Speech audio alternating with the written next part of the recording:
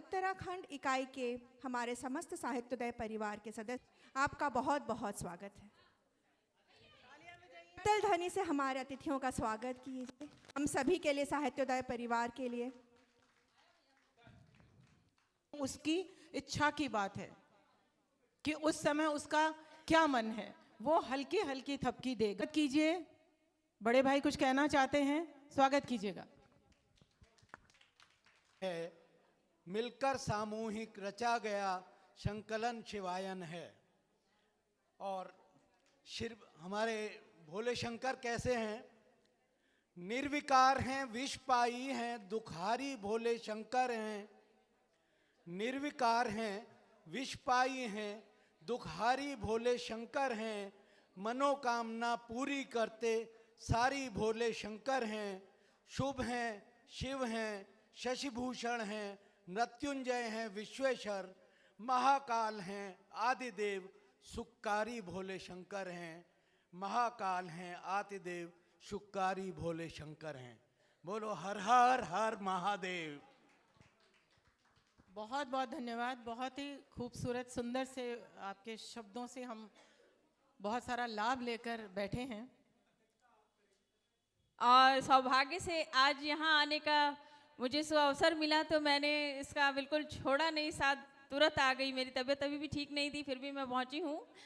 तो शिव जी की नगरी में आप सभी का हार्दिक अभिनंदन है, वंदन है। देवों के देव महादेव का हार्दिक अभिनंदन है, वंदन है, नमन है। उनकी स्थिति में मैं दो चार पंक्तियाँ आप सभी को सुनाती हूँ, सुनिएगा। ओम नमः शिवाय, ओम नमः शिवाय, हर हर भोले नमः शिवाय।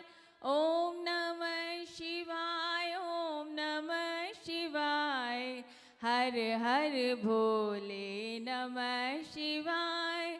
गंगाधराय शिव गंगाधराय, हर हर भोले नमः शिवाय। गंगाधराय शिव गंगाधराय, हर हर भोले नमः शिवाय। नमः शिवाय, ओम नमः शिवाय, हर हर भोले नमः शिवाय। जटाधराय शिव जटाधराय, हर हर भोले नमः शिवाय। नमः शिवाय, ओम नमः शिवाय, हर हर भोले नमः शिवाय। विश्वेश्वराय शिव विश्वेश्वराय, हर हर भोले नमः शिवाय। नमः शिवाय, ओम नमः शिवाय, हर हर भोले नमः शिवाय। रामेश्वराय शिव रामेश्वराय, हर हर भोले नमः शिवाय।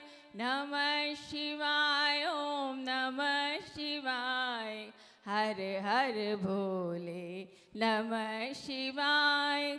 त्र्यंबकेश्वराय शिव त्र्यंबकेश्वराय, हर हर भोले नमः शिवाय।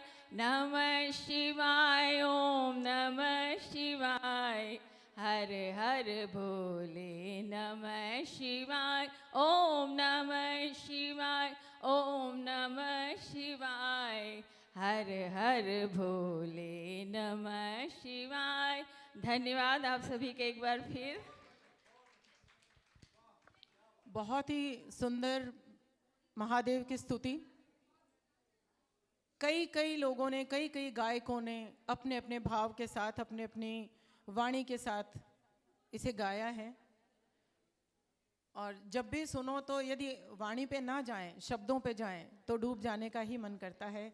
भेद से भरे हुए शिव, भेद से भरी हुई सृष्टि। रामेश्वर, कौन है रामेश्वर? राम के ईश्वर या राम जिनके ईश्वर हैं? भेद से भरी हुई सृष्टि और उसका अर्थ ढूंढते हुए साधु संत साधक, जो युगों युगों से इन भेदों को ढूंढ निकालने में लगे हुए हैं, साधना कर रहे हैं, अपने प्राणों की आहुतियाँ दी हैं। करोड़ों करोड़ों वर्षों तक की भी कहानियाँ हमने सुनी है कि हज़ारों साल तक, करोड़ों वर्षों तक तपस्याएं की गई, बर्फ़ में खड़े होकर, बर्फ़ में दफन होकर, जैसे भी, मगर उस अथाह अनंत समंदर की था कभी ना कोई ले पाया था, ना कभी ले पाएगा। जिस दिन किसी ने उसकी थाह ले ली, प्रलय आ जाएगी उस दिन, क्योंकि उसका महत्व खत्म हो जाएगा, उसका अर्थ खत्म हो जाएगा, और वो कभी संभव ही नहीं है। सृष्टि तब जन्म लेगी जब परमपिता चाहेगा, वो तब तक चलेगी जब तक परमपिता चाहेगा, और जिस दिन वो विनाश करने पर तुलेगा, एक बार डमरू बजेगा, एक मन का रुद्राक्ष का टूटेगा, और नटराज के पांव की ताल एक बार सृष्टि पर पड़ेगी और सृष्टि का विध्वंस हो जाएगा। इसलिए उन्हें परम पिता परमेश्वर कहा जाता है। नमन करते चलिए और बहुत अपने आप को गौरवशाली समझिए, बहुत बहुत भक्ति से भरकर अपने आप को गौरव महसूस कीजिए कि हरिद्वार में बैठे हैं आप, जहाँ कण कण में शिव है, कण कण में शिव। यहाँ पता नहीं नटराज किस किस रूप में, किस किस कोने में, कहाँ कहाँ आपके ऊपर कृपा बरसा रहे हैं, आपको अंदाजा भी नहीं होगा। बिना किसी मंदिर में जाए, बिना किसी मूर्त के सामने जाए, आप उस महाशक्ति का आभास यहाँ बैठे बैठे कर सकते हैं। कोई ज़रूरत नहीं है शिव को मानने वालों के लिए कि उसे कोई माने। इतनी शक्ति है उन शक्तियों में कि वो स्वयं मनवा लेते हैं। आदमी को कान मरोड़ कर नहीं मनवाते हैं, स्वयं व्यक्ति जाता है कान पकड़कर कि क्षमा कर दीजिए, बहुत समय लगा मुझे समझने में। वो शक्ति हैं वो, इसलिए उन्हें शक्ति और महाशक्ति कहा जाता है। आज बहुत सारे लोग उनका व्याख्या अपने अपने भाव, अपने अपने शब्दों के साथ करने के लिए यहाँ बैठे हैं। पुस्तक जो शिवायन है, जो एक श्रृंखला चली आ रही है, रामायण, कृष्णायन, वहाँ से होते हुए अगला पड़ाव हमारा आज है शिवायन। शिव के बारे में बात करने का दिन, शिव के बारे में जानकारी लेने का दिन कि कौन है शिव, क्या है शिव। शिव का एक महादेव का एक प्रसंग मुझे याद आ रहा है। माँ आदिशक्ति ने कहा कि महादेव आप भोजन कर लीजिए। महादेव तो अपने वाम अंग में उन्हें स्थान देने वाले, संभव ही नहीं। वे कहने लगे देवी आपके बिना भोजन कैसे संभव है, मुस्कुराए।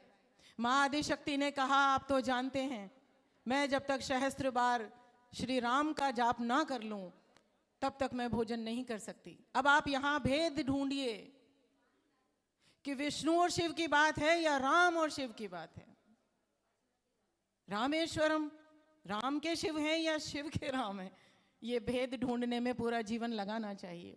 महादेवी ने कहा कि भोजन आप ग्रहण कीजिए, मुझे सहस्त्र बार नाम लेना है, जाप करना है श्री राम का, मैं ऐसे कैसे कर लूं। तब महादेव विष्णु का जाप करने के लिए बोला। हाँ आप कुछ कहना चाहती हैं? मेरी बात में बाद में नहीं कोई दिक्कत नहीं, आप बोलिए पहले, हमें बहुत टाइम मिलेगा। स्वागत कीजिए, जो भी कोई आता है स्वागत कीजिए। अपने प्यारे से परिवार को सादर अभिवादन करती हूँ मैं, और ये हमारा अपना बहुत आत्मीय जनों से भरा हुआ ये हमारे भाई बहन यहाँ उपस्थित हैं। आदरणीय बाबूजी को शत शत नमन प्रणाम करती हूँ। और पंकज जी का आभार व्यक्त करना बहुत छोटी सी बात हो जाती है, शब्द कम पड़ जाते हैं। उन्होंने जिस तरीके से हम सबों को यहाँ जोड़ के रखा है, और हम अलग अलग सोपान में अलग अलग भगवान को समझते हैं। सारी शक्ति एक होती है, और आज हम यहाँ पर उपस्थित हुए हैं शिव और शिवा को, प्रकृति और पुरुष को, और सृष्टि और संहार को महसूस करने के लिए, जो हमेशा बहुत सारी अनंत कहानियाँ हैं इनको लेकर, और हम हमेशा उससे प्रेरणा लेते रहते हैं। अपनी दादी, नानी, परिजनों, अपनी बहन, भाभी, चाची, सबके अंदर हम सती माँ और पार्वती जी, शक्ति, प्रकृति, हर रूप में हम समाहित होते हैं। और हमारे पिता, दादा, नाना, जो भी पुरुष होते हैं, जो हमेशा संरक्षण देते हैं। भारत देश ऐसा है जहाँ पर स्त्री को देवी का रूप माना जाता है और हर देवी अपने आराध्य देव, अपने घर के पुरुष व्यक्तित्व का हमेशा आदर करती है। बड़ा संतुलित और सहज सा हमारा रिश्ता होता है। और इस भवन में और इस कार्यक्रम की श्रृंखला में हमेशा ये चीज़ आपको दिखेगी कि बहुत सारे भाई, बहुत सारी बहनें बड़े आत्मीयता के साथ एक दूसरे से मिलते हैं। जब हम अपने परिवार में इस कार्यक्रम की तैयारी करते हैं, लगता है मायके में कुछ कार्यक्रम हो रहा है, कुछ आयोजन हो रहा है, और हमारा बैग बड़े अच्छे से प्यार से हमारा परिवार जमाता है। हम ठीक वैसे ही अपने घर से विदा होकर आती हैं जैसे मायके में कुछ हो रहा है, किसी का बरुआ हो रहा है, किसी की शादी हो रही है, किसी की सगाई हो रही है, और वो सारे कार्यक्रम हमारे यहाँ एक सूत्र में बंधे हुए होते हैं। मैं आप सबों का सादर अभिवादन करती हूँ और बड़े ही अच्छे तरीके से हमारा ये कार्यक्रम होगा। शिव और पार्वती जी को शत शत नमन करते हैं और हम उनसे आशीर्वाद लेते हैं। धन्यवाद। ये एक भजन है, कुमाऊनी में श्रीमती हेमा आर्या शिल्पी द्वारा ये रचित है, तो इसलिए मैं इसको सुनाना चाहूँगा। और आप सभी से निवेदन है कि आप थोड़ा सा तालियां बजाइए बीच बीच में। आसी मेरो भोले भंडारी, कैलाश वासी मेरो भोले भंडारी, ओ भोला संग छजीर गोरा माता प्यारी, ओ भोला संग छजीर गोरा माता प्यारी। कैलाश वासी मेरो भोले भंडारी, कैलाश वासी मेरो भोले भंडारी, ओ भोला संग छजीर गोरा माता प्यारी, ओ भोला संग छजीर गोरा बोला भंडारी।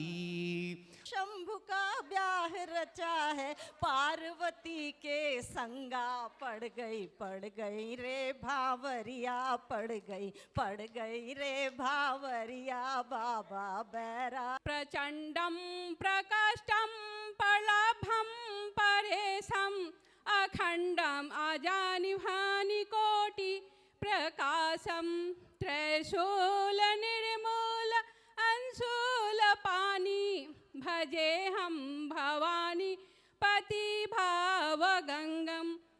साहित्योदय के इस शिवायन अंक में आप सभी के बीच आनंद के इस क्षणों में खुद को पाकर मैं गौरवान्वित अनुभव कर रहा हूं। मेरी जिस धरा से परिचय है उसके पहले एक छोटी सी पृष्ठभूमि यह है कि जिस राम को पूरी दुनिया जानती है, सभी ये जानते हैं कि राम अयोध्या के हैं। जिस राम को, जिस धरा ने राम को दिया है, वो मखौड़ा की पवित्र भूमि गुरु। आदरणीय बुद्धिनाथ मिश्रा जी, हमारे संस्थापक महोदय, आदरणीय पंकज जी और सभी सभागार में उपस्थित हमारे जितने भी साहित्यकार बंधु हैं, रचनाकार हैं, सभी का मैं स्वागत अभिनंदन करते हुए कुछ पंक्तियाँ आप सबको समर्पित करना चाहूँगी।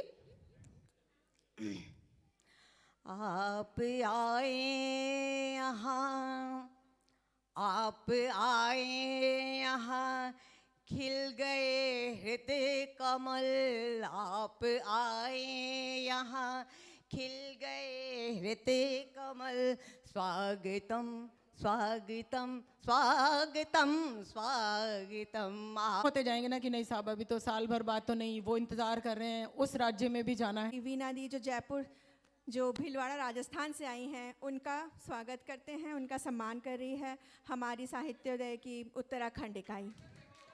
बहुत बहुत तालियां। करना चाहती थी और अभी स्टार्ट हुआ है ये सभी।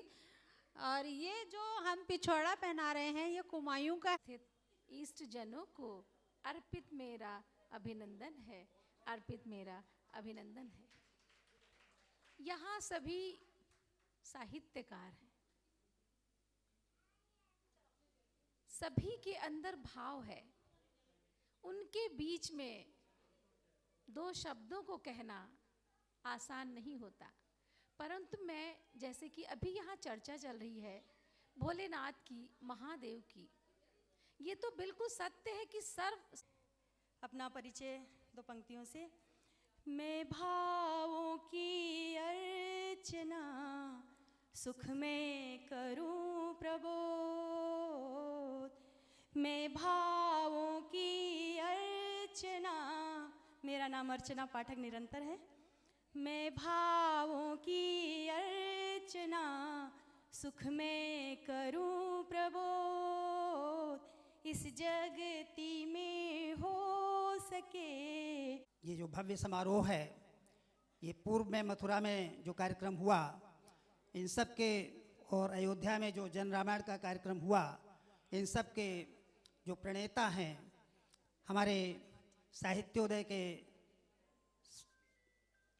कर्ता धर्ता और समन्वयकर्ता आदरणीय पंकज प्रियम जी, और हमारे संरक्षक महोदय जो हमारे सम्मुख बैठे हुए हैं, जो हमारे बहुत ही सरल हृदय के महान विचारक और अंतर्राष्ट्रीय ख्याति प्राप्त सम्माननीय पूजनीय व्यक्ति हैं।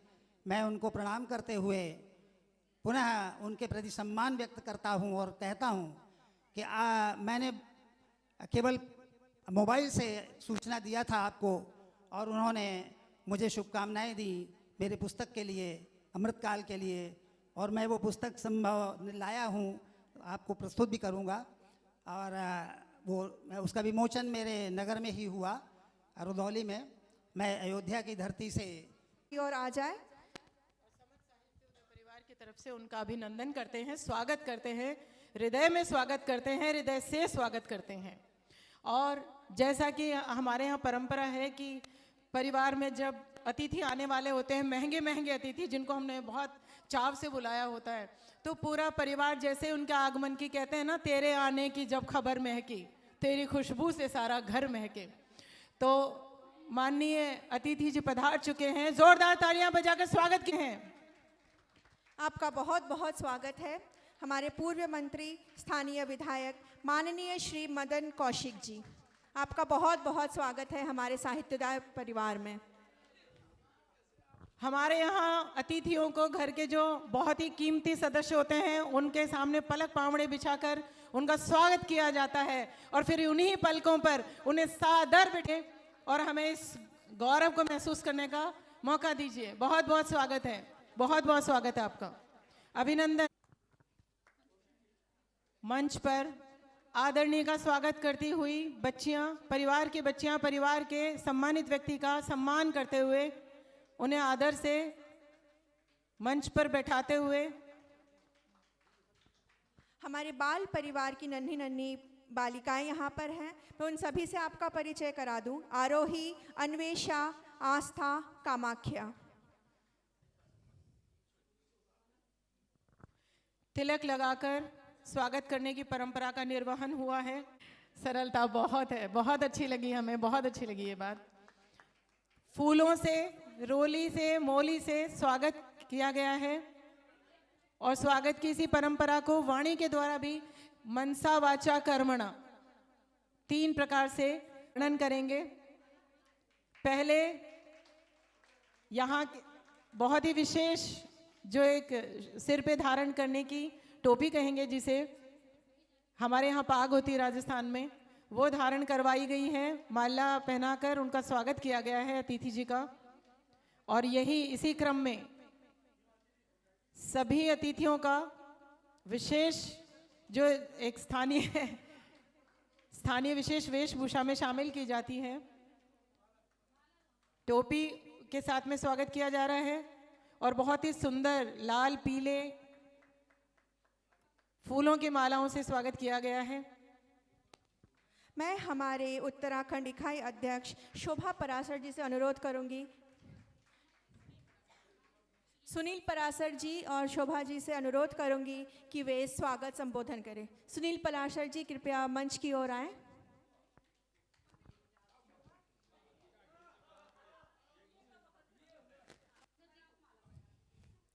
आप सभी का बहुत बहुत स्वागत है उत्तराखंड की टीम आप सभी का हार्दिक स्वागत, वंदन, अभिनंदन करती है।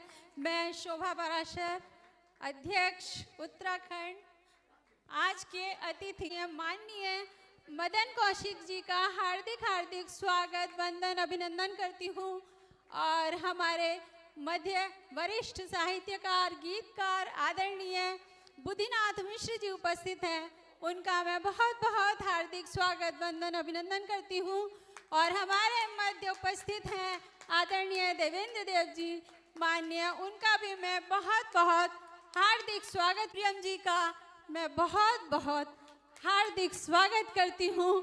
उत्तराखंड की ओर से बाबा केदारनाथ की नगरी, देवनगरी में आप सभी का बहुत बहुत रहा है। आप सभी का हम स्वागत करते हैं, बहुत बहुत स्वागत है।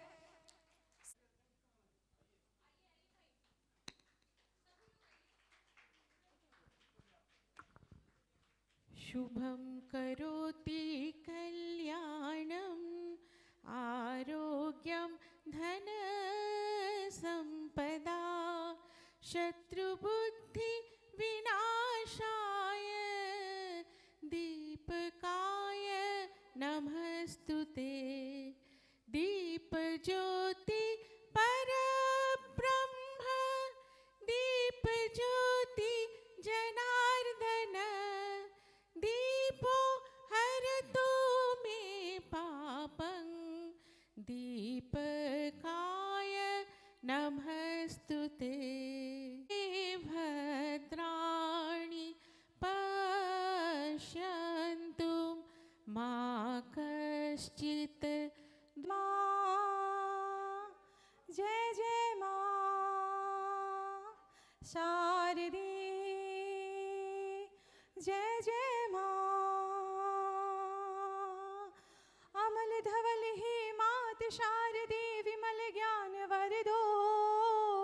अमल धवल ही मात शारदे विमल ज्ञान वरदो। तू ही सतचित ब्रह्म स्वरूपिणी वाणी का आधार तुम्ही हो। अन्ना भारती में है वाक हो मंत्र नवल वरदो।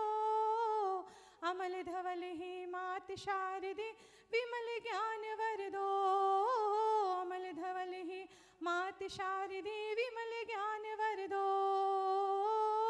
तू संगीत कला की जननी बुद्धि विद्या और विवेक की शुभ्र श्वेत अंबर ही धारिणी। तारों में वीणा की स्वर सी हंस पद्मासन विराजत शुद्ध भाव भर दो। हंस पद्मासन विराजत शुद्ध भाव भर दो। अमल धवल ही मात शारदे विमल ज्ञान वर दो। अमल धवल ही मात शारदे विमल ज्ञान वर दो। जय माँ शारदे।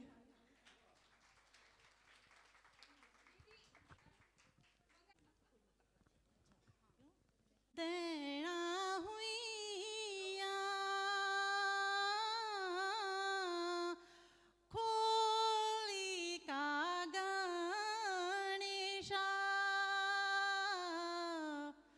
दैना हुइया मोरी का नारायणा। दैना हुइया भूमि का भूम्याला। दैना हुइया कैलाश महादेवा। दैना हुइया खोली का गणेशा है। दैना हुइया मोरी का नरणा रे। दैना हुइया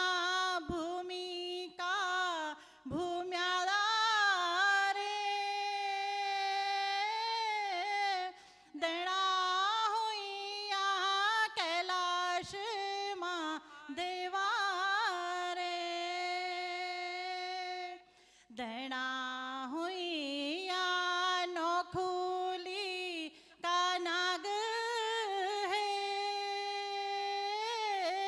दैणा हुइया नौखोंडी नरसिंगा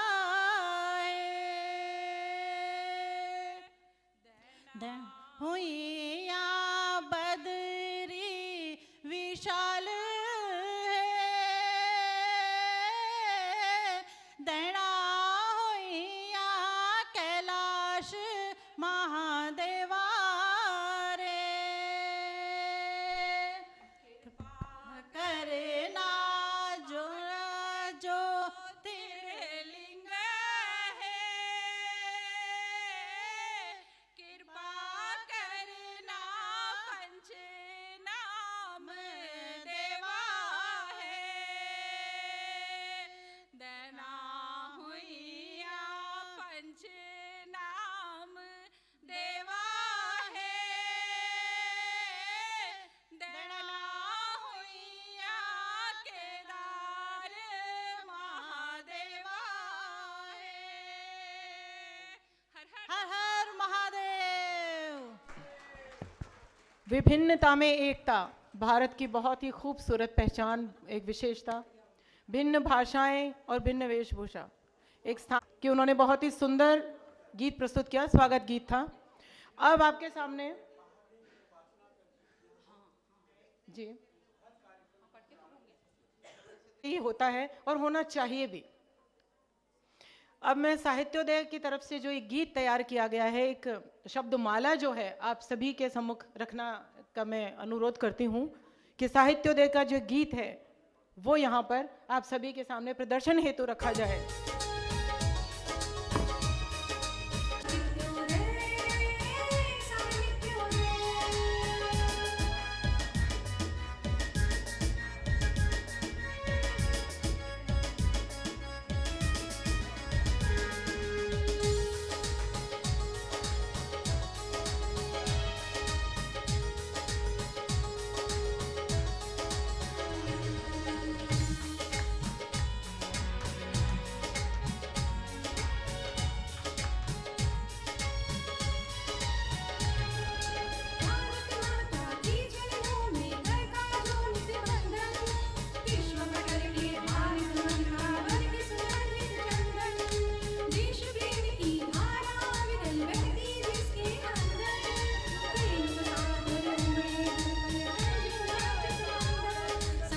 प्रिय, इस गीत के बाद, स्वागत की श्रृंखला के बाद, मैं साहित्योदय परिवार के वरिष्ठ आदरणीय बुद्धिनाथ जी को यहाँ आमंत्रित करती हूँ, जो इस साहित्योदय परिवार के सर्वे सर्वा हैं, इसका ज्ञान, इसकी बुद्धि, इसके रास्ते दिखाने वाले पथ प्रदर्शक, सभी वे अतिथियों का स्वागत के बारे में एक संबोधन आपके सामने प्रस्तुत करेंगे। स्वागत कीजिए तालियां बजाकर। धन्यवाद वीणा जी। साहित्योदय का यह मेरे ख्याल से चौथा अभियान है। ये हमारा कोई अधिवेशन नहीं होता है, एक अभियान होता है दूसरे अभियान की शुरुआत करने के लिए। प्रारंभ हुआ था देव घर से, बाबा विश्वनाथ, बाबा वैद्यनाथ और फिर शिव की नगरी हरिद्वार। सबसे पहले मैं अपने मुख्य अतिथि जो यहाँ के वस्तुतः मालिक हैं, हमारा वो सम्मान करें, उससे पहले हम ही उनका अभिनंदन कर लेते हैं। मैं बहुत बहुत कृतज्ञ हूँ आचार्य देवेंद्र देव, जो कि 23 महाकाव्यों के रचयिता हैं।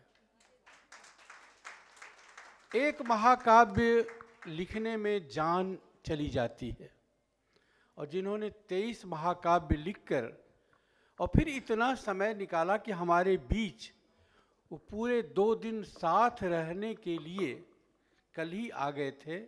मैं उनका हृदय से यहाँ स्वागत करता हूँ। इस अद्भुत संस्था है ये, जिसका जन्म ही कोरोना काल में हुआ। पहला जो आयोजन हुआ था बाबा वैद्यनाथ की नगरी देवघर में, वो घोर कोरोना काल था, और उसमें भी आप जिस तरह से जुटे थे, उसी समय तय हो गया कि यह साहित्योदय लंबी यात्रा करेगा। इसलिए कि जिसमें जहाँ के साहित्यकार सदस्यों में इतनी क्षमता हो, इतनी शक्ति हो कि वो कोरोना को भी उपेक्षित करके और कार्यक्रम में आए और पूरे 2 दिन तक भाग ले, तो निश्चित रूप से उनका जो संकल्प है वो महत्वपूर्ण है। और उस इन साहित्यकारों के संकल्प के कारण कौशिक जी, कोरोना हार गया। विश्व को हराने वाला कोरोना इन साहित्यकारों से हार गया। उसके इस पूरी सूत्रधार जो है, वस्तुतः मुझे श्रेय देते हैं, लेकिन इसके पीछे जो अर्जुन की तरह से बाण चलाने वाला व्यक्ति है, युवक है, उसका नाम पंकज प्रियम है। पूरे 2 महीने से इस कार्यक्रम के लिए भी 2 महीने से जिस तरह से वो जुटे हुए हैं, वो साधारण बात नहीं है। लोग इस तरह के साहित्यिक गतिविधियों को महत्व नहीं देते हैं, लेकिन सबसे बड़ी राष्ट्र सेवा अगर कुछ है तो साहित्य के माध्यम से समाज में सकारात्मक सोच पैदा करना। हमारी सबसे बड़ी विसंगत इस समय यह हुई है, जिसके कारण नकारात्मक सोच ज़्यादा आ गया है। उसका कारण केवल ये है कि हमारे यहाँ साहित्य की उपेक्षा हुई है। समाज में साहित्य की उपेक्षा होने के कारण ही नकारात्मक सोच आता है। साहित्य की सबसे बड़ी जो क्षमता है वह है समाज में सकारात्मक सोच को लाना। हमारे सामने उदाहरण क्या है? हम भारतीय समाज एक ऐसा सौभाग्यशाली समाज है जिसकी रचना साहित्य ने की है। वाल्मीकि, महर्षि वाल्मीकि को आदि कवि कहते हैं, और उन्होंने आज से हजारों हजार वर्ष पहले, जबकि पूरी दुनिया नंगी थी, उसके पास खाने का कोई विकल्प नहीं था, उस समय हमारे आदि कवि ने आदर्श स्थापित किया कि परिवार कैसा होना चाहिए, पुत्र कैसा आज्ञाकारी होना चाहिए, तो राम आदर्श, भाई कैसा आज्ञाकारी होना चाहिए, विवेकशील होना चाहिए, तो भरत आदर्श, लक्ष्मण आदर्श, पत्नी कैसी होनी चाहिए, तो सीता जैसी, जनक की पुत्री जनक नंदिनी सीता जैसी, सेवक कैसा होना चाहिए, बुद्धिमान और लॉयल वफादार, तो हनुमान जैसा। ये आदर्श किसने स्थापित किया? साहित्य ने स्थापित किया, और इससे हम अभी भी अलग नहीं हुए हैं। ये हमारे समाज की सुदृढ़ता का प्रमाण है कि हम भाई बहन, पिता पत्नी, इन सब के बीच जो संबंध है हमारे पास सुपरिभाषित है, और वर्षों से सुपरिभाषित है, हजारों वर्षों से। इसके कारण हमारे यहाँ कहीं अराजकता नहीं है। इस साहित्य के जो आदर्श हैं, उन आदर्शों की रक्षा करना हमारी नई पीढ़ी के जो साहित्यकार हैं उनका योगदान, उनका दायित्व होता है। आप सब आए, किस तरह आए हैं, कितना कष्ट करके आए हैं, ये मुझे मालूम है, लेकिन आपका जो संकल्प है, आपकी जो संकल्प शक्ति है, उसका भी मुझे अंदाज़ा है। जब अयोध्या में राम पर रामार्चन किया गया था, और उसके बाद पिछले साल वृंदावन में कृष्णायन की सर्जना की गई थी। एक बहुत बड़ा, कौशिक जी आपको मैं बताऊं कि एक बहुत बड़ा योगदान जो है इस संस्था का, कि प्रत्येक अधिवेशन में यह एक देवता को लेकर के सभी साहित्यकारों से लिखवाता है पूरे देश भर के, और उसको पुस्तक रूप में प्रकाशित करता है। ये किसी भी संस्था ने नहीं किया है। ये आज जो है शिवायन की जो हम पुस्तक का लोकार्पण करेंगे, उससे पहले हम राम के जीवन पर भी सबसे लिखवा करके, राम के विभिन्न पक्षों को लेकर के, और उन पर एक संदर्भ ग्रंथ के रूप में काव्य हमने किया है। इसके अलावा उन कविताओं का पाठ एक इतिहास बनाने वाला पाठ हुआ है, जिसमें कि हर साल एक अधिक से अधिक समय तक कविता पाठ, एक श्रृंखलाबद्ध कविता पाठ एक विषय को लेकर के करने के कारण हम लोग का जो साहित्योदय है वह Guinness book of world record में दर्ज किया हुआ है। ये सब आपके योगदान है। इसीलिए मैं तो 2-3 दिनों से मैं बाहर था, बनारस में था, वो भी बाबा विश्वनाथ की नगरी में ही था। तो लेकिन चिंता थी कि किस तरह से आप यहाँ आ रहे हैं, कैसे आ रहे हैं, कि क्योंकि दुर्भाग्य से उस तरह से जिस तरह से हरिद्वार का महत्व है, उस तरह से रेल की सुविधा या और सुविधा नहीं है।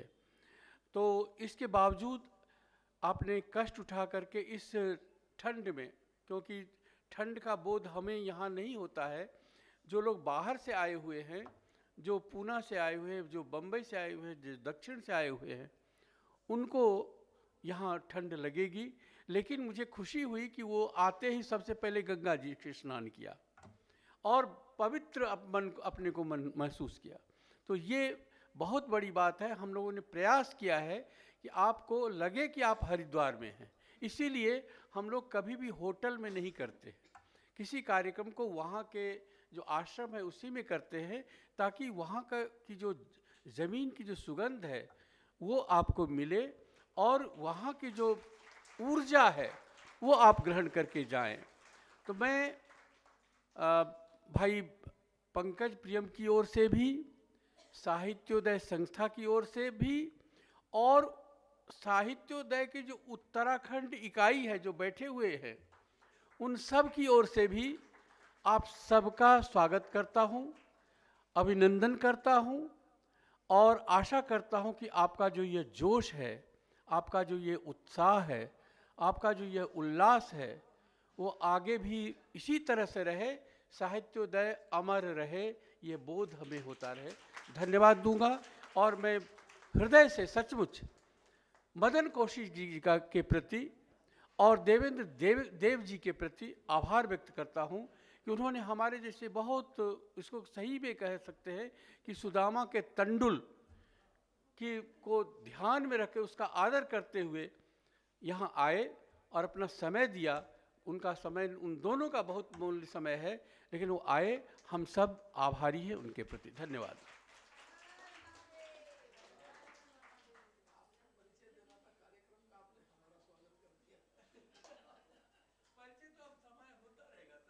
मैं डॉक्टर अजय पाठक जी से अनुरोध करना चाहती हूँ, कृपया वे आके सामने सीट लें। अजय पाठक जी।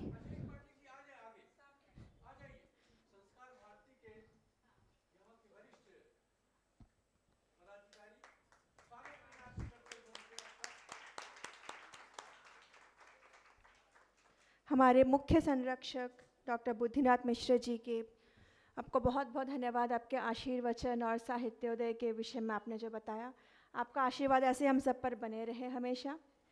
जी, आगे बढ़ते हैं। कार्यक्रम को आगे बढ़ाते हुए मैं पंकज जी से अनुरोध करना चाहती हूँ कि वे विषय प्रवेश हेतु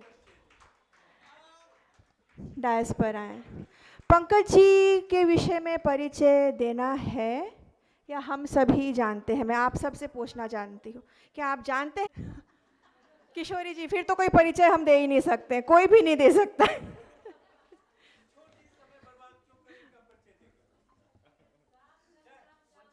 धड़कन है, श्वास है, जो कहें कण कण में सर्वत्र उसको सालों साल आगे चलाने का, बढ़ाने का, हम सभी को जोड़े रखने का, पूरे भारत को अंतर्राष्ट्रीय स्तर पर भी साहित्योदय को बढ़ाए रखने का, ऑनलाइन ऑफलाइन सब तरीके से हम लोग इसमें जुटे रहते हैं। और कभी कभार होता है, परिवार है, कहते हैं जहाँ 7 बर्तन रहते हैं तो खनकते ही हैं, आवाज़ होती ही है। कैसा भी हो, कुछ भी हो, इनका व्यक्तित्व ऐसा है कि ये सबको जोड़ लेते हैं और एक मंच पर, एक जगह पर लेके आ जाते हैं। इसके लिए मैं इनका बहुत बहुत धन्यवाद करना चाहती हूँ। और ये तभी संभव है जो वो भक्ति, वो निष्ठा, साहित्य के प्रति सेवा भाव आपके मन से आए। मैं नहीं, हम, यही है जब हम सब यहाँ जुड़े हुए हैं। पंकज जी, आपका स्वागत है। माँ शारदे को प्रणाम। यहाँ उपस्थित हमारे मुख्य अतिथि आदरणीय मदन कौशिक जी, हमारे अभिभावक स्वरूप मुख्य संरक्षक डॉक्टर बुद्धिनाथ मिश्र जी, देवेंद्र देव सर, और हमारे उत्तर प्रदेश इकाई की पूरी टीम, पूरा साहित्योदय परिवार। जैसा कि बताया कि साहित्योदय कोई मंच नहीं है, कोई संस्था नहीं है, एक परिवार है। साहित्योदय मंच एक परिवार की तरह हम सभी मिलते हैं। एक कवि सम्मेलन भी हम नहीं करते हैं, अधिवेशन भी नहीं होता है, बस एक पारिवारिक मिलन होता है जहां लोग मिलते हैं एक दूसरे से, बरसों बाद मिलते हैं। आज सुबह 2 बहनें मिल रही थी कि आपने 2 बहनों को मिला दिया यहाँ लाके एक जगह पर। तो एक हमारा सालाना एक पारिवारिक मिलन होता है। साहित्योदय दरअसल हमने एक जो परिवार का गठन हमने किया, उसके पीछे का उद्देश्य भी यही था कि जो नवोदित रचनाकार हैं, गुमनाम हैं, कई साहित्यिक प्रतिभाएं हैं, गांव सुदूर देहात में भी हैं, जिनको मंच नहीं मिल पाता है, उनको प्रकाशन नहीं मिल पाता है। बड़े बड़े नाम को तो मंच और उनके प्रकाशन स्वतः मिल जाते हैं, भले नाम हो, लिखें। घोस्ट राइटर की भी आजकल प्रचलन है कि पैसे देते हैं, नाम से, उनके नाम से किताबें छप जाती है, लेखक कोई और होता है लेकिन नाम उनके होते हैं। तो लेकिन जो असली जो साहित्यकार होते हैं, जो मूल साहित्यकार हैं, उनको मंच नहीं मिल पाता, उनके रचनाओं का प्रकाशन नहीं हो पाता है। तो वैसे लोगों को जोड़ने के लिए, उनको एक मंच देने के लिए मैंने यह साहित्योदय इस परिवार का गठन किया। उसके बाद धीरे धीरे लोग जुड़ते गए और आज पूरे दुनिया के लगभग 100 से अधिक देशों में इसमें 10 लाख से अधिक लोग जुड़े हुए हैं। सभी अलग अलग तरीक़ों से कार्यक्रम भी हमारा चलता रहता है। कोरोना काल में जब सारे लोग अपने अपने घरों में कैद हो गए थे, उस कोरोना भयावह काल में, तो मेरे मन हम उससे पहले हमने बाबा बैद्यनाथ महोत्सव की घोषणा कर रखी थी 2020 में, लेकिन अचानक से कोरोना आया और हमारा सारा कार्यक्रम अचानक से बाधित हो गया। सब कुछ हमारा जो व्यवस्था थी सब बंद हो गया। फिर हमने सारे लोग निराश थे कि कार्यक्रम होगा या नहीं होगा। तो मेरे मन में आया कि क्यों ना तब तक ऑनलाइन सबको जोड़ा जाए, और पहला फेसबुक लाइव साहित्योदय ने शुरू किया। और धीरे धीरे कवि सम्मेलन, एक हमारा साहित्य संग्राम शुरू हमने किया, जो ज्वलंत विषय है, जिन विषयों पर लोग लिखना नहीं चाहते, जिन विषयों पर बोलना नहीं चाहते हैं, हमने हर उस विषय पर टॉपिक दिया। उसमें 1 सप्ताह उनको रिसर्च करने के लिए दिया जाता था कि आप इस पे लिखिए, इस पर बोलिए। एक परिचर्चा होती थी और काव्य पाठ भी होता था, चाहे महिलाओं से जुड़ी समस्या हो, समाज की जो कुरीतियां हैं उन पर हो, या देश समाज की जो ज्वलंत विषय जो टॉपिक होते थे उस पर भी हमने किया। तो धीरे धीरे जो महिलाएं जुड़ती गई इसमें, और किचन से सृजन तक का हमने इसको एक दिया, रास्ता दिया कि जो महिलाएं घर में हैं, अपने किचन में काम कर रही हैं, तो उनको भी कुछ लेखन का जरिया मिल सके। तो धीरे धीरे लोगों में हौसला बढ़ा, लिखने लगी। और उसके बाद कोरोना काल में भी हमने एक कोरोना काल नामक किताब लिख डाली, तैयार कर दी। पूरे कोरोना पर लोग क्या सोच रहे थे, कैसे थी, तो कोरोना काल नामक एक ग्रंथ ही हम लोगों ने तैयार कर दिया। काव्य सागर और भी सारी किताबें हुई। उसके बाद हमारी चूँकि आज की जो युवा पीढ़ी है या नई पीढ़ी है, धीरे धीरे हमारी जो राष्ट्र चेतना है, हमारे वेद पुराण हैं, उनको नहीं पढ़ रहे हैं लोग।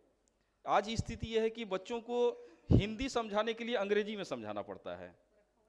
ये बड़ी समस्या है कि उनको अंग्रेजी के शब्द पता है लेकिन हिंदी उनको नहीं समझ में आता है, तो हिंदी समझाने के लिए अंग्रेजी में समझाना पड़ता है। तो इन चीज़ों से जो दूर होते जा रहे हैं, तो हमने भगवान श्री राम पर जन रामायण ग्रंथ का की रचना कराई, जिसमें 121 रचनाकारों ने, पूरे दुनिया भर के 121 रचनाकारों ने अलग अलग प्रसंगों पर लिखा, शोध किया।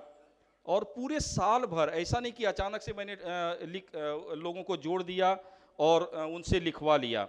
उनको एक टॉपिक दिया जाता है और उस प्रसंग पर वो पूरे साल भर किताब लाकर पढ़ते हैं, अध्ययन करते हैं और अपना मौलिक सृजन करते हैं, अपनी भाषा में, अपने शब्दों में लिखते हैं और एक अच्छा काव्य, सरल हिंदी काव्य बन पाता है। जैसे रामायण, बहुत सारे रामायण लिखे गए, वाल्मीकि की रामायण संस्कृत में है तो वो सरल में है। तुलसीदास ने उसे रामचरितमानस के लिए जन तक पहुंचाने का काम किया, और जन रामायण हमने जन जन तक और जन जन की लेखनी से तैयार कराया, जो एकदम सरल हिंदी में है। और बहुत गर्व का महसूस होता है कि लगभग सैकड़ों लोगों के घर में जो पूजा का स्थान है वहाँ जन रामायण ने स्थापित हो गई है वो। इसके बाद और उसका हम कार्यक्रम, जो हमारा कार्यक्रम होता है उसी जैसे जन रामायण हमने किया अयोध्या में किया, राम जी की जन्मभूमि में। कृष्णायन इसी तरह से हमने तैयार किया, तो लोगों ने रामायण और कृष्णायन के लिए लोगों ने घर में रामायण और श्रीमद् भागवत गीता खरीदा, पढ़ा, उस पर लिखा। इसके बाद शिव महापुराण पर हमने ये शिवायन किया और कृष्णायन को हमने वात्सल्य ग्राम वृंदावन में कराया, ताकि लोगों को एक जो एहसास हो कि हम कृष्ण पर लिख रहे हैं तो कृष्ण की धरती पर जो उनकी लीला भूमि है वहाँ पर जाके लोग लिखें। शिव पर लिख रहे हैं तो शिव की नगरी माँ गंगा, यहाँ पर माँ गंगा का भी एक संग्रह तैयार हुआ है, गद्य पद्य संग्रह, तो माँ गंगा पर भी रचना पुस्तक है। तो इसी तरह से लोग जुड़ते जा रहे हैं और हम आगे भी इसी दिशा में चल रहे हैं कि हमारी जो राष्ट्रीयता है, हमारा भारतीय साहित्य है, भारतीय संस्कृति है, भारतीय सभ्यता है, जो हमारे वेद और पुराण जिनसे लोग छूटते जा रहे हैं, उनसे लोगों को जोड़ना, युवाओं को जोड़ना और नई पीढ़ी को उनके विषय में अधिक से अधिक चीज़ें, लोगों को अपने सनातन धर्म के विषय में बहुत पता नहीं होता है, लेकिन आज व्हाट्सएप यूनिवर्सिटी और ये सब सारी चीज़ें चलती रहती, उसमें दिग्भ्रमित हो रहे हैं। तो उनको सच्चाई से रूबरू कराना है, सच्चाई उनको बताना है, उनको सिखाना है, और जो हमारा सनातन धर्म है उसका पुनरुत्थान कैसे हो, हमारी राष्ट्रीयता कैसे हो, इसके लिए साहित्योदय कृत संकल्प है। आगे भी हम हर साल इसी तरह का आयोजन, और जो हमारा एक कार्यक्रम होता है उसमें लोगों का एक तीर्थाटन भी होता है। कई लोग हैं जो हमारे इस कार्यक्रम की वजह से अयोध्या जा पाए, कई बुजुर्ग, अधिकांश बुजुर्ग सब आते हैं, उन नहीं जा पाते हैं तीर्थ करने, लेकिन हमारा आयोजन ऐसे तीर्थ स्थलों में होता है कि लोग जाकर आते हैं। वृंदावन कई लोग गए, अभी हरिद्वार बहुत सारे लोग आए, जो इस वजह से भी लोग यहाँ पर हरिद्वार में माँ गंगा की आराधना कर सके। तो हमारा एक प्रयास है कि जो भी हमारा परिवार है सबको तीर्थाटन कराते चलें, इसी बहाने तीर्थाटन सबका होता रहे। चूँकि समय सबको पता है, आज की परिस्थितियाँ, या चाह कर भी लोग तीर्थ यात्रा नहीं कर पाते, सब अपने अपने परिवार अपने व्यस्त हैं। कई बुजुर्ग हैं जिनके बच्चे काफ़ी विदेशों में अच्छे जगह पर पोजीशन है, लेकिन फिर भी अपने माँ बाप का वो तीर्थाटन नहीं करा पाते। हम लोग भी चाहकर नहीं करा पाते, लेकिन यही एक बहाना मिल जाता है कि इस आयोजन के बहाने हम अपने सभी जितने बुजुर्ग माता पिता भाई बहन हैं सभी को एक तीर्थाटन कराते चलें हर साल। तो हमारा इसके बाद जो हमारा कार्यक्रम है, अभी से तय हो गया है कि कुरुक्षेत्र जो गीता का ज्ञान का प्रस्फुटन हुआ है, वहाँ पर गीतायन, श्रीमद् गीता का जो उपदेश है, गीता के 18 अध्याय, उस पर फोकस करते हुए, उस पर केंद्रित करते हुए गीतायन ग्रंथ की रचना हम करेंगे, और 15 दिसंबर से वो काम शुरू हो जाएगा। वो चल पड़ा है काम, और अगले एक साल तक, अगले साल 8 नवंबर 2025 को हमने उस तिथि की भी घोषणा कर रखी है कि हम गीतायन कुरुक्षेत्र में करेंगे, ताकि जिस ग्रंथ पे लोग लिख रहे हैं तो वहाँ जाएं तो महसूस करें कि यहीं भगवान श्री कृष्ण ने गीता का ज्ञान दिया। भगवान शिव का यह ससुराल भी है, माँ गंगा का आंचल है, तो यहाँ पर आके लोगों ने बहुत आनंद हुए लोग, और घूम रहे हैं, फिर रहे हैं, दर्शन कर रहे हैं, तीर्थाटन भी कर रहे हैं। तो शिवायन शिव की ओर ले जाने की यात्रा है कि हम शिव के बताए रास्तों पर चलें। शिव का अगर जीवन ही देखें तो अपने आप में अद्भुत है, उनका जो जीवन, असली लोकतंत्र वही है। एक दूसरे के परस्पर विरोधी जो हैं सब साथ रह रहे हैं, सिंह हो, गाय हो, बैल हो, मूसक हो, सर्प हो, मयूर हो, सब एक परिवार में एक साथ रह रहे हैं, कोई किसी से कोई दुश्मनी नहीं है। तो असली परिवार, असली लोकतंत्र अगर कहा जाए तो शिव परिवार है।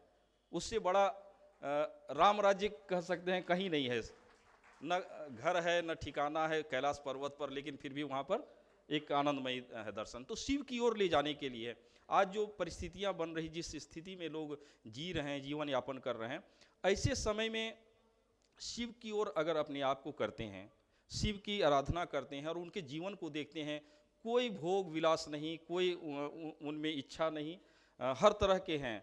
अभी कल प्रेस कॉन्फ्रेंस में कर रहा था, लोग कहा था कितने रस के वहाँ काव्य पाठ होंगे, श्रृंगार और प्रेम रस। हम बोले कि शिव का जीवन सारे रस भरे पड़े हैं उनके पास, उनसे बड़ा कोई प्रेमी नहीं है। जिन्होंने हर बार सती से प्रेम किया, आदि शक्ति से प्रेम किया, हर बार जन्म लिया, हर बार उनसे दोनों की उन्होंने व्याह रचाया और जूझते रहे। रौद्र रस देखें तो उनका जीवन उसी तरह से है, तांडव नृत्य है, वीरता उनके बड़ा कोई नहीं है। तो शिव का जीवन अपने आप में संपूर्ण है। तो इसी तरह हमें शिव की ओर हम ले चलेंगे। बहुत बहुत मैं अभिनंदन करना चाहता हूं हमारे अतिथि महोदय का। मैं इनके घर गया, बहुत अच्छा आनंद आया और इन्होंने जब मैंने बताया तो काफ़ी खुश भी हुए। और मैं तो चाहूँगा कि आज उद्घाटन सत्र में आएँ तो कल भी समापन सत्र में आएँ और आनंदित हों, अच्छा लगेगा। आपके आशीर्वाद से, शुभकामना से हम सभी। और हमारे इस अतिथि महोदय की तरफ से आप सभी जितने हमारे रचनाकार, साहित्यकार, रचनाकार आए हैं, उनकी तरफ आपके लिए एक सुंदर सा उपहार भी लेकर आए हैं। तो कल समापन समारोह के बाद आप सभी को वो वितरण किया जाएगा। बहुत बहुत धन्यवाद मैं देना चाहता हूँ तमाम को। और अब हम कार्यक्रम को आगे बढ़ाने के लिए मैं आदरणीय सुदेशना जी को आमंत्रित करता हूँ। धन्यवाद।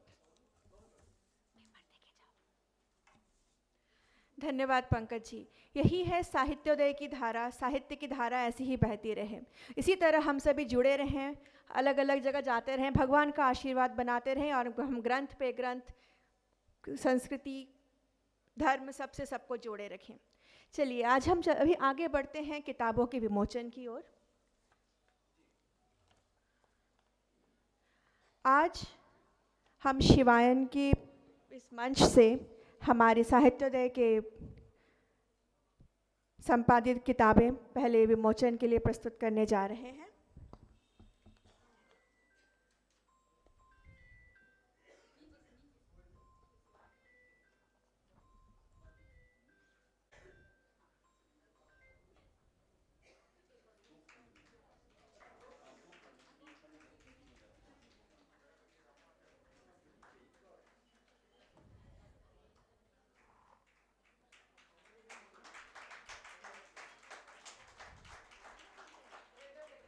कितना सुंदर लग रहा है मंच, अलग अलग कृतियां, अलग अलग किताबें।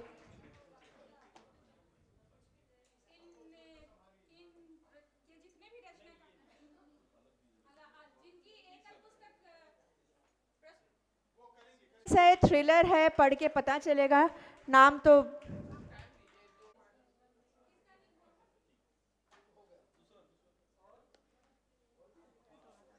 दोहा दर्पण, दुर्गा नागले जी की दोहा दर्पण।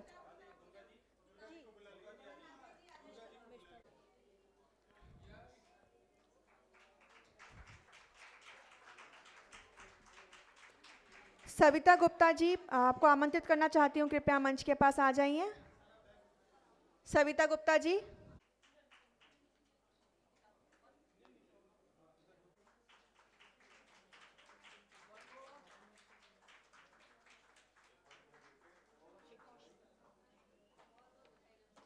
सविता गुप्ता जी, यदि आप नहीं हैं।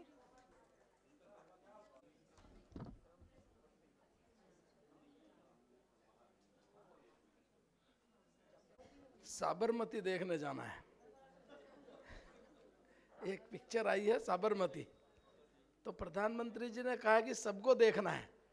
तो आज मुझे समापन में आना था, लेकिन समापन में कल बाहर जाना है दिल्ली, तो पहले से ही साबरमती के टिकट बुक हो गए पूरा पिक्चर में, जहाँ जितनी सीटें हैं। तो तब मैंने कहा कि उद्घाटन में जाके तब उसमें चले जाएंगे साबरमती में।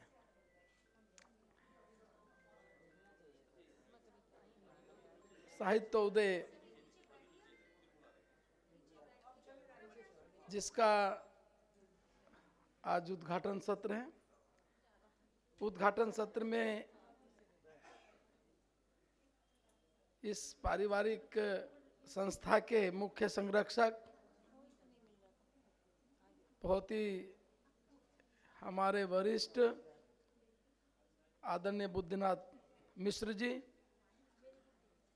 संस्थापक अध्यक्ष जिनका मेरा अभी 2 दिन पहले ही परिचय हुआ, आदरणीय पंकज प्रियम जी, उत्तराखंड राज्य की संस्था की अध्यक्ष शोभा पराशर जी, और घर में जब हम लोग रहते हैं तो परिवार में सब लोग रहते हैं, तो मुझे दूर दूर आभास नहीं था कि शोभा जी भी इतनी बड़ी साहित्यकार हैं।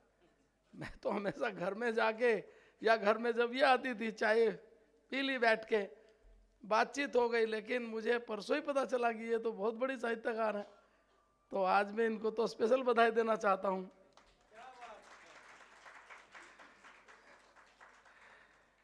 कार्यकारी निदेशक किशोरी भूषण जी, सचिव वर्चना जी, प्रदेश प्रभारी डॉक्टर इंदु अग्रवाल जी,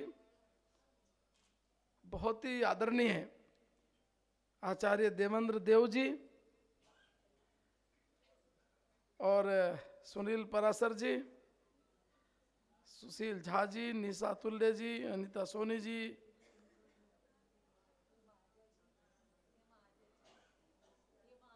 हेमा आर्य जी, सुदेशना सामंत जी, वीना शर्मा जी सागर, और यहाँ इस क्षेत्र में जहाँ कार्यक्रम आयोजित हो रहा है, इस क्षेत्र के हमारे काउंसलर विदित जी, और सारे साहित्यकारों में कोई सरदार जी नहीं है तो एक हमारे सरदार जी आ गए, ऐसे हमारे सतनाम जी, और उपस्थित सभी सम्मानित बंधुगण। और मुझे बताया कि 20 राज्यों से, देश के बाहर से भी अनेक रचनाकार आए हैं। आदरणीय मिश्र जी को आपने खड़ा किया तो वैसे तो आपका सारा कार्यक्रम का प्रारूप आपने तय किया होगा, लेकिन मुझे लगता था कि उनसे पहले मुझे खड़ा होना चाहिए था, क्योंकि आप सब लोग हरिद्वार में आए हैं, इतने देश के राज्यों से आए हैं, देश के बाहर के आए हैं, तो पहला स्वागत तो मेरा ही बैठता है। तो इसलिए मैं पतित पावनी माँ गंगा के तट पर इस पावन भूमि में आए हुए सभी रचनाकार, साहित्यकार, सबका हृदय से बहुत हार्दिक स्वागत करता हूँ, अभिनंदन करता हूँ। और जब मुझे पंकज जी ने कहा, शोभा जी ने कहा कि मुझे आना है, तो मैंने आगे यहाँ महसूस किया कि जहाँ इतने कवि और साहित्यकार हों, वहाँ वो भी ऐसा नेता जिसने कभी साहित्य की तरफ एक कदम भी नहीं बढ़ाया हो, वो इन साहित्यकारों और कवियों के बीच में क्या बोलेगा, क्या जाके कहेगा। लेकिन मुझे मन में प्रसन्नता हुई कि कार्यक्रम हरिद्वार में आयोजित हो रहा है, इसलिए हरिद्वार में आयोजित होने के कारण मुझे जाना ही है, ऐसा मन में मेरा भाव था। और यहाँ आकर मुझे बड़ी अच्छी प्रसन्नता इस रूप में हुई। हरिद्वार एक ऐसा स्थान है जहाँ सामान्यतः धार्मिक कथाएं ज़्यादा होती हैं, जहाँ सामान्यतः राजनीतिक बैठकें ज़्यादा होती हैं, जहाँ सामाजिक बैठकें ज़्यादा होती हैं, जहाँ सामाजिक स्तर पर चलने वाले कार्यक्रम की रूपरेखा जहाँ ज़्यादा तय होती है। लेकिन साहित्य की बैठकें भी होती हैं, लेकिन कम होती हैं। मैंने अभी कुछ साल पहले हिंदी साहित्य सम्मेलन यहाँ पर हुआ था, उस समय मैं सरकार में था मंत्री के रूप में, तब मुझे आने का अवसर मिला था, और बहुत दिनों के बाद अब दूसरा ऐसा कार्यक्रम मैं देख रहा हूँ। इसलिए मन में ये प्रसन्नता का भाव है कि ऐसा सुंदर और अच्छा कार्यक्रम, तो इस कार्यक्रम में आने के बाद मुझे खुद को बहुत अच्छा महसूस हो रहा है, बहुत सुंदर। और ये भाव क्या रहता है कि मैं भी बैठा हुआ सोच रहा था कि जब कोरोना था तो मैं सरकार में मंत्री भी था और सरकार का स्पोक पर्सन भी था। रोज मुझे पत्रकारों को बुलाना पड़ता था, सारा क्या हमें करना है, राज्य में किन को आना है किन को नहीं आना है, क्या गाइडलाइन रहेगी, रोज बताना पड़ता था। बताने के बाद पूरे दिन फिर खाली, वो तो आधे घंटे में पूरा हो जाता था। पत्रकार आए तो मेरे मन में आया कि मैं करूं तो करूं क्या। तो मुझे लगा मिश्र जी कि मुझे कुछ लिखना चाहिए। तो मैंने कहा मेरे पास लिखना तो आता नहीं, मन के भाव तो है लेकिन मेरे पास लिखना नहीं आता। मतलब वो जो सीक्वेंस होती है क्या होता है मेरे पास नहीं। मैं तो वैसे भी विज्ञान का छात्र रहा हूँ। सोचता रहा 2 दिन 3 दिन, आखिर में सारे पत्रकार आए। उन्होंने पूछा कोरोना में क्या करोगे। मैंने कहा मैं 2 पुस्तकें लिखूंगा। वो अखबार में उन्होंने अगले दिन हेडिंग में छाप दिया कि वो 2 पुस्तकें छापेंगे। अब मैंने कहा अब क्या होगा। मेरे एक मित्र हैं, वो प्रोफेसर हैं, अभी तो एक डिग्री कॉलेज में प्रिंसिपल हैं। मैंने चर्चा की थी पंकज जी से, डॉक्टर सुशील उपाध्याय, यहाँ एक डिग्री कॉलेज है। मैंने सुशील जी को बुलाया और मैंने सुशील जी को कहा कि मेरे मन में लिखने का भाव है, क्या लिखोगे। मैंने कहा कि मुझे 2 चीज़ लिखनी है। मुझे धार्मिक यात्रा करने का बहुत शौक है, मैं बहुत जगह होके आया हूँ, मतलब मेरा मन हर साल जाता हूँ कहीं ना। तो मैंने कहा एक तो मैं उस पर लिखना चाहता हूँ, दूसरा क्या, मैंने कहा कि जब से राज्य बना, राज्य बनने के बाद 2 महाकुंभ हुए हैं इस राज्य में, इत्तेफाक से दोनों का प्रभारी मंत्री मैं रहा हूँ, तो एक कुंभ पे कुछ लिखना चाहता हूँ। तो उसने कहा बात तो सही है। तो उन्होंने मुझे इसका बड़ा सोल्यूशन दिया सीधा कि बाकी तो उसे मैं कर लूँगा, ठीक, आप रोज़ सुबह जब फ्री हो, कोरोना के बाद मान लिया कहीं जाना नहीं है, तो मुझे फ़ोन पे कहा कि आप इसका जो एक स्पीक वाला होता है उसको आप ऑन कर दीजिए और जो आपके मन में आए बोलते रहिए। आप 1 घंटा, आधा घंटा, 2 घंटा रोज बोलिए, शाम को आके मैं आपसे ले लूँगा, फिर मैं अपनी भाषा में उसको ठीक करके आपको दिखाऊंगा कि मैंने ठीक लिखा नहीं। मैंने शुरू कर दिया। शुरू किया तो मैंने पहले कुंभ को ही लिया। थोड़ा मैं चूँकि मंत्री रहने के कारण जो दुनिया भर के जितने संत यहाँ आते थे वो सबसे मेरा संबंध हो गया। तो उनके बारे में, अखाड़ों के बारे में, हरिद्वार के बारे में सारा मैंने बोलता रहा। तो उन्होंने एक छोटी, ज़्यादा बड़ी नहीं बन पाई, छोटी पुस्तक उन्होंने तैयार की, मुझे पहले भेजी, मैंने उसको ओके किया। मैंने कहा ये ठीक है। फिर एक और मित्र को दिखाई और वो छप भी गई, उसकी 1000 कॉपी छपी है। तो मुझे नहीं पता था तो मैं लेके भी आता। दूसरी मैंने कहा मेरी धार्मिक यात्राएं वो बीच में रह गई, वो नहीं बन पाई अब तक। तो मैंने दूसरी धार्मिक यात्राएं मेरी वो मैंने शुरू की लिखने। लेकिन क्या हुआ, जब लिखते लिखते गया तो कोरोना कम पड़ता गया। आखिर में हमने राज्य को खोल दिया सबके लिए, तो तब वो भूल गए, फिर वो रह गई। तो मैं, इतने बड़े साहित्यकार हैं, सही बात है कि अभी पंकज जी, आदरणीय बुद्धिनाथ जी ने बताया कि वास्तव में साहित्यकार समाज की उस दिशा का प्रकटीकरण करते हैं, और करते ही नहीं, उस दिशा को अपने समाज की परिस्थितियों के अनुसार वो सारा समाज के बीच में रखने का काम होता है। ये कोई सामान्य काम नहीं है। अगर हम पढ़ेंगे कि देश की आज़ादी में सबका योगदान रहा, तो उसमें हमारे साहित्यकार और कवि किसी से कम नहीं है। वो भी उस अगली पंक्ति में रहे जिसमें सारे देश की आज़ादी के प्रोधा रहे हैं। तो ये कोई छोटी बात नहीं है। और मुझे तो अच्छा इस रूप में लगा कि अभी परसों में गुरुकुल कांगड़ी विश्वविद्यालय में वहाँ के कुछ प्रोफेसर्स, उनके साथ बैठा था। तो मुझे एक अच्छी चीज़ उन्होंने बताई कि आपको मालूम है कि हरिद्वार का नाम ना हरिद्वार है, ना हरिद्वार है, ना मायापुरी है। उन्होंने कुछ और ही नाम बताया मुझे। मैंने कहा तुम्हें कैसे पता चला। तो मुझे कहा कि हमारा जो संग्रहालय है आप उसमें आइए। आज से करीब 150 साल पहले की बात है कि जब हम गंगा की, अपर गंगा कैनाल की खुदाई हो रही होगी, तो तब एक कोई वहाँ से सिक्का निकला, उसमें उसका छपा हुआ है।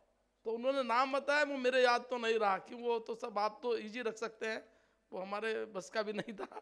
तो मैंने सुना उससे, तो मुझे लगा, बड़ी उत्सुकता हुई। तो मैंने, जब अमर उजाला के हमारे पत्रकार है मिश्रा जी, वो वहीं पहुंचे, मैंने मिश्रा जी को कहा कि देखिए बहुत बड़ी चीज़ है, हरिद्वार का नाम 200 साल पहले, 250 साल पहले, या पहले में क्या कहते थे हरिद्वार को, ये रिसर्च का विषय है। आपको इस पर जाना चाहिए, किसी साहित्यकार ने, किसी अन्य इस प्रकार रिसर्चर ने रिसर्च करके शायद नहीं बताया। तो मुझे ये अच्छा लगा। तो मैं ये कहना चाहूँगा, जो हमारे भाई पंकज जी हैं, बहुत अच्छा आप हर बार सोचते हैं। आप किसी एक को जो करते हैं, उस शहर के बारे में जहाँ आप लिखते हैं, उस शहर के बारे में भी आपको एक पूरा, जो रिसर्च करने वाले, एक पूरा वो होना चाहिए उसमें। जैसा आप हरिद्वार में आए हैं, सिवान आपने ठीक लिखा, लेकिन हरिद्वार क्या है, हरिद्वार कहाँ से शुरू हुआ, हरिद्वार की विशेषता क्या है, हरिद्वार केवल कुंभ के लिए जाना जाता है क्या, हरिद्वार तो अनेक इसका भाव है। तो वो सारा विषय आप निकाल के ला सकते हैं सब जगह से। जब आप बताएंगे तो निकल के आएगा कि यहाँ हरिद्वार में शिव जी भी यहाँ हैं, विष्णु जी का भी यहाँ प्रभाव है, यहाँ अन्य प्रकार से भी बहुत बड़ी कथाएं हैं। मुझे यहाँ हम उधर से जाएंगे तो जो सप्तऋषियों के बारे में हम सुनते हैं, उसका सारा प्रमाण यहाँ मिलता है। तो कई चीज़ें ऐसी हैं। तो ये भी एक अगर होता है उस साथ में, तो अच्छा इस रूप में लगेगा, वो भाव इस रूप में आगे आएगा, लोकल स्तर पर अच्छा लगेगा। तो मुझे तो आज इस रूप में अच्छा लगा कि आप सारे पूरे देश भर से यहाँ आकर और सारी अपनी भावनाओं को यहाँ पर व्यक्त करेंगे। हरिद्वार में अच्छा पतित पावनी माँ गंगा है, हर की पौड़ी है, स्नान भी होगा इस सारे के साथ साथ आपका। यहाँ मनसा माता है, चंडी माता है, यहाँ की अधिष्ठात्री माया माता है। हम लोग हरिद्वार को जानते हैं, लेकिन असली जो यहाँ हरिद्वार किसके नाम पर है, वो माया देवी मंदिर है। हमें भी नहीं पता था। 2006-07 में जब नेपाल के प्रधानमंत्री यहाँ आए तो उनका कार्यक्रम आया, कहाँ कहाँ जाएंगे, तो उनका कार्यक्रम हर की पौड़ी का नहीं था, उनका कार्यक्रम है माया देवी मंदिर में जाएंगे, भगवान शिव के दर्शन करेंगे। तो मैंने मुख्यमंत्री जी को बात करके कहा कि हर की पौड़ी पे नहीं जा रहे हैं, हर की पौड़ी पे तो जाना चाहिए। तो हमने वहाँ संपर्क किया नेपाल में, भाई हर की पौड़ी का। तो तब वहाँ से हमें पता चला कि माया देवी इसलिए जा रहे हैं कि यहाँ की अधिष्ठात्री माता है, जिसके आधार पर, जिसके नाम पर हम यहाँ कहते हैं। तो तब ये सारी जानकारी रहती है। तो मैं आप सब जो हमारे साहित्यकार हैं, कवि आए हैं, सबका हृदय से अभिनंदन करता हूँ, स्वागत करता हूँ। और मुझे विश्वास है, मैंने पंकज जी को कहा कि एक गलती तो पंकज जी से भी हुई है, वो शोभा जी के कारण हुई है। मैंने कहा जब आप हरिद्वार में आ रहे थे तो एक बार सब जगह आप कहा कि हमने वहाँ भी ढूंढा, उस स्थान पर भी गए, उस पर भी गए, उस पर भी गए। मैंने कहा एक बार मेरे पास भी आना चाहिए था, मैं आपकी उनसे ज़्यादा मदद करता, मैंने ये कहा है। इसलिए अब आप अगला जो कार्यक्रम वहाँ कुरुक्षेत्र में कर रहे हैं, वहाँ के लोकल विधायक को जाके पकड़ना है पहले। बताइए, हम पूरे देश के साहित्यकार आ रहे हैं, बताइए क्या मदद करेंगे। और अगर वो होता भी है, होना भी चाहिए। तो मुझे अच्छा लगा, मैंने पंकज जी को कहा मुझे आना है, शोभा जी को। तो आज इस अवसर पर मैं आप सबका इस पतित पावनी हरिद्वार नगरी में हार्दिक स्वागत करता हूँ, अभिनंदन करता हूँ और भगवान से कामना करता हूँ कि आपका ये जो शिवायन कार्यक्रम है, जो शिवायन के रूप में आपने एक पारिवारिक मिलन है, ये बहुत सफलता की ओर बढ़ेगा। और आगे आपकी जो ये संस्था, जो कहा कि कोरोना काल में जिसका जन्म हुआ, तो बहुत अच्छा, क्योंकि जो जन्म भी ऐसा हुआ कि जहाँ पूरा दुनिया करा रही थी, तो वो निश्चित रूप से और तेजी के साथ आगे बढ़कर और इस पूरे देश में, दुनिया में अपने नाम को आगे बढ़ाएगा। पुणे मेरी ओर से आपको बहुत बहुत बधाई, बहुत बहुत शुभकामनाएं, बहुत बहुत धन्यवाद। और मैं बताना चाहता हूं कि हम जब ये कार्यक्रम में जाते हैं तो वहाँ की स्मारिका हम लोग निकालते हैं कि वहाँ गए, कैसा लगा, किस तरह का अनुभव उन्होंने किया, तो एक स्मारिका के रूप में हम प्रकाशित करते हैं। इसके बाद यहाँ की तस्वीरें, यहाँ के कार्यक्रम लोग घूमें। तो विधायक जी ने जैसा कहा है कि आप हरिद्वार आपको अभी आप घूम रहे हैं, फिर रहे हैं, देख रहे हैं, तो थोड़ा इसके बारे में लिखें। एक बढ़िया किताब हम करेंगे और आने वाले समय में हम इनके हाथों उसका विमोचन कराएंगे। हाँ बिल्कुल, कुरुक्षेत्र में आना होगा इनको। बिल्कुल बिल्कुल।